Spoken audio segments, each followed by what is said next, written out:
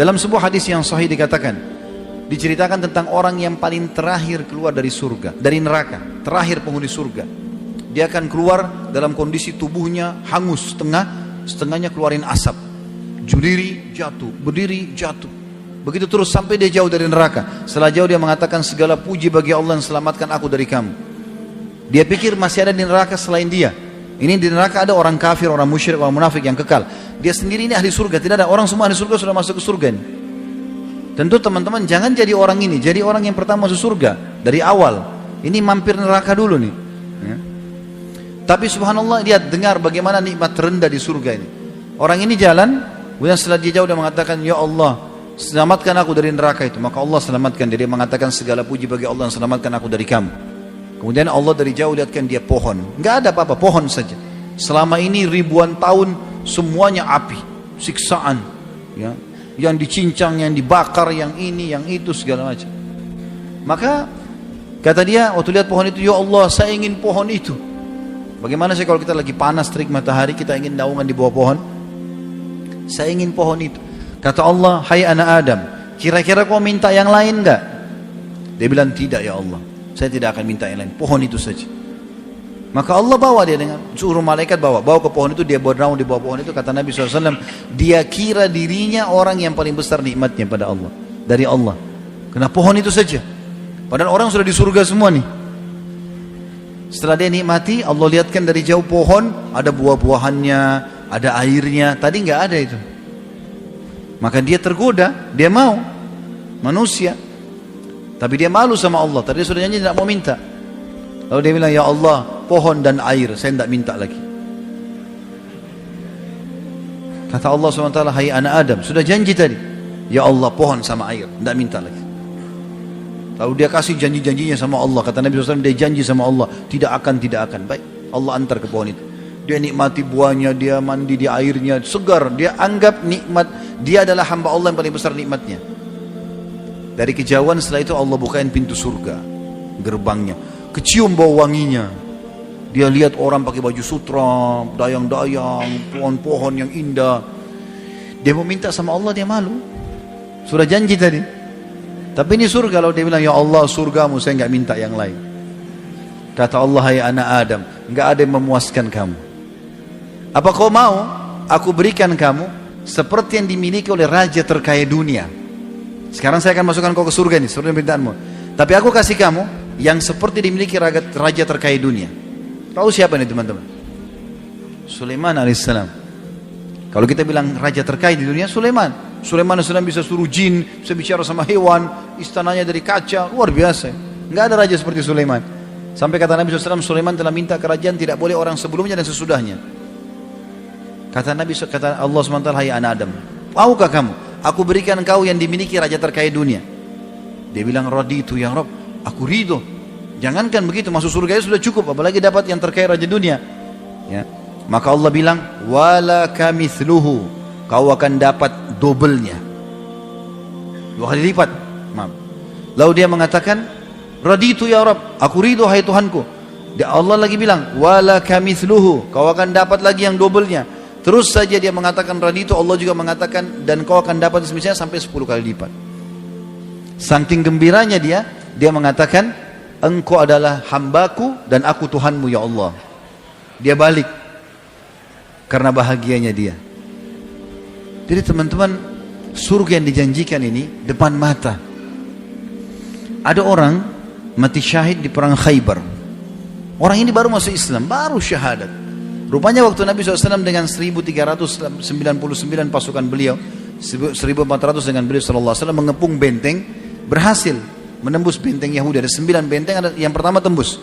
Lalu Nabi SAW bagi-bagi harta rampasan perang. Rupanya orang ini pantau peperangan Nabi SAW. 40 hari dia lihat tiap hari peperangan Nabi. Maka dia tertarik lihat Islam. Orang sholat, baca Quran. Dia orang Arab, dia ngerti Al-Quran, bahasa Arab. Dia tertarik. Setelah Nabi SAW menang, dia datang kepada para sahabat tanya, ini agama apa kalian ini? Kata dijelaskan oleh para sahabat, ini agama Islam, di bawah itu adalah utusan Allah gini-gini. Dia tertarik, dia mau masuk Islam.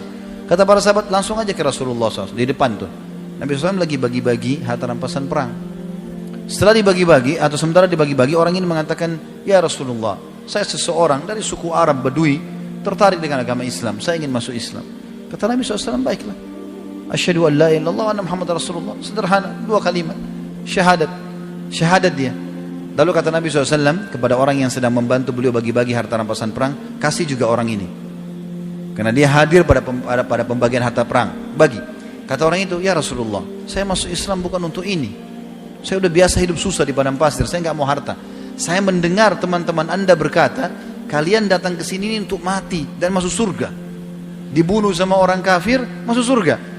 Apa benar ya Rasulullah? Iya benar. Kalau begitu ya Rasulullah, yang saya ingin satu saja. Panahnya orang Yahudi ini kena di sini, tembus di sini. Dia tunjuk titiknya di sebelah kiri dadanya. Kena di sini, tembus di sini. Kata Nabi SAW, kalau kau jujur, tulus, Allah kasih kau itu. Sudah. Akhirnya dia pergi. Dia gabung sama pasukan umat Islam. Nabi SAW bagi rampasan perang. Nabi suruh gerak pasukan, ayo ke benteng yang kedua, kepung nih. Begitu dikepung, strategi orang Yahudi berperang pada saat itu melemparin anak-anak panah dari dalam benteng ke arah pasukan muslimin. Begitu terus, mereka pengecut, gak mau ketemu. Maka pada saat itu dilempar anak panah. Subhanallah, anak panah Yahudi yang pertama terlemparkan kena ke orang ini. Dan uniknya, kena di titik yang dia tunjuk. Di sini, tembus di sini. Mati dia, jatuh. Terbunuh. Nabi SAW melihat ada orang terbunuh, karena orang semua tidak mati kecuali dia. Ya tinggal dia yang jatuh. Yang lain kena pas pakai perisai tertahan. Orang ini mati. Kata Nabi SAW, huwa, apa ini orang tadi nih? Yang tadi baru masuk Islam? Kata para sahabat, iya Rasulullah. Kata Nabi SAW, subhanallah, maha suci Allah yang membenarkan janjinya.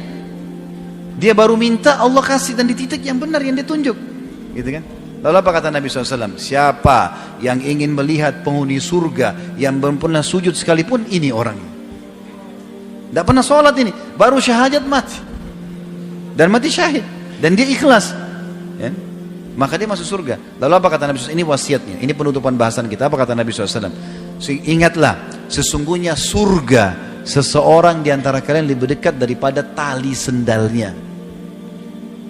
Azan, sholat, ada orang tua, bakti, ada celengan masjid, sedekah. Itu aja kok. Amal-amal soleh yang sudah kita tahu. Itu, mati masuk surga. Lebih dekat dari tali sendal, kata Nabi SAW. Ini orang ini syahadat mati, masuk surga. Dan ingatlah, seseorang di antara kalian lebih dekat dengan nerakanya dari tali sendalnya. Hati-hati. Ke diskotik, mabuk-mabuk, ke karaoke, keluar tabrakan mati.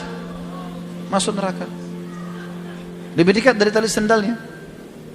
Dan ingat teman-teman, orang yang baik, orang yang soleh, Allah buat manusia suka. Allah suka dia, dikasih pahala banyak. Allah juga buat manusia suka.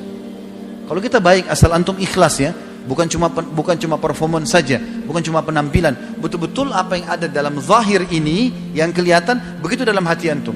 Ikhlas kepada Allah. Allah akan buat itu efeknya besar. Orang pun akan suka sama kita.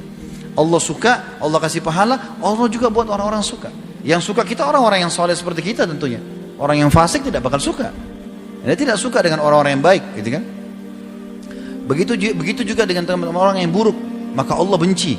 Allah buat juga orang tidak suka. Orang kalau walaupun dia teman dekat, tapi orang itu suka bohong, orang itu kasar, orang itu suka mukul, mencuri, temannya pun tidak suka sama dia. Tapi kalau orang jujur, amanah, santun, ramah, orang suka. Maka kenapa tidak jadi orang soleh ini? Apa uzurnya? Dan kenapa harus menjadi orang buruk? Untuk apa? Ingat, peringatan sudah sampai ke Bapak Ibu sekalian. Allah Subhanahu wa taala akan minta pertanggungjawabannya teman-teman. Maka ambil ilmunya, amalkan. Semoga insya Allah kita menjadi orang-orang saleh dan ditutup dengan husnul khatimah. Fil qalbi masyaa'ir ukhfiha qad ashraqat asy-syamsu 'alayha 'an khutatin lam a'ba'u fiha satakunu bi ayyami farqa fa hayati qabla al-halaqati tayhun bi daya'in bi shatati min duni na'imil ayati